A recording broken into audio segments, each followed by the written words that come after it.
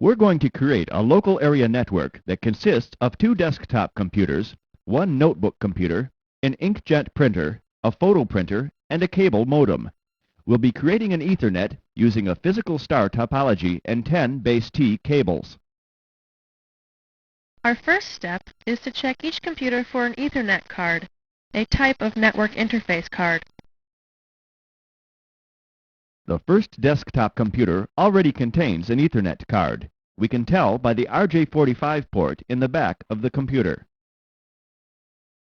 The second desktop computer needs an Ethernet card, so we've purchased an inexpensive one that supports either 10 or 100 megabit transfer rates. This card easily slips into one of the PCI slots on the computer's motherboard. The notebook computer will use an Ethernet PC card, which slides into the PCM CIA slot. A little pigtail that attaches to the card contains the RJ45 port that we'll need for our network connection. When considering a printer for our network, we had 2 choices. Plan A would be to provide centrally located printers that we would connect directly to the hub. This plan would require some complex configuration settings, so we turned to Plan B.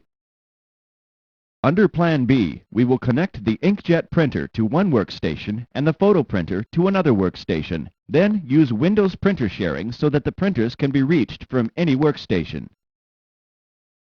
We purchased a combination hub and router, plus enough 10 base T cables for each of our network devices. The router will come in handy when we connect our network to the cable modem, because it will handle the packets that travel between our local network and the Internet. We're going to be locating the hub and cable modem in a convenient centralized alcove that we can screen off later to hide all of the cables. We picked up the cable modem from our local cable TV company when we subscribed to the cable modem service. The hub requires power. It is a good idea to use a surge strip to prevent our equipment from getting fried by a power spike. Okay, we're ready to connect all of the cables. Let's plug a cable into the hub for one of the desktop computer connections.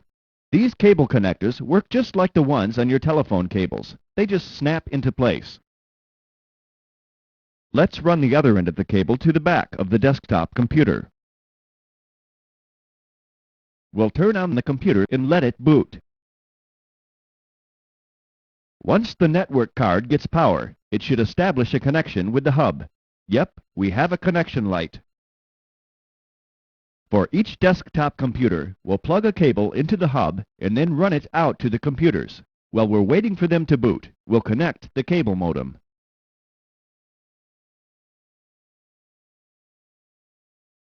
One end plugs into the cable modem and the other end plugs into the hub. We also need to connect the cable modem to the wall jack. We're going to use one of the standard wall jacks for our cable TV. Our cable modem requires power, so we'll plug it into the surge strip. Well, that just about does it for the hardware part of our network. From the connection lights, it looks like all of the devices are talking to the hub. Although the physical connections are in place, we can't use the network until we make a few configuration settings. We'll have to install a driver for the network card that we installed in one of the desktop computers. That's easy to do by just following the instructions included with the card. We'll also need to activate file sharing using the control panel's network settings. Finally, we'll use our browser software to access and configure the router.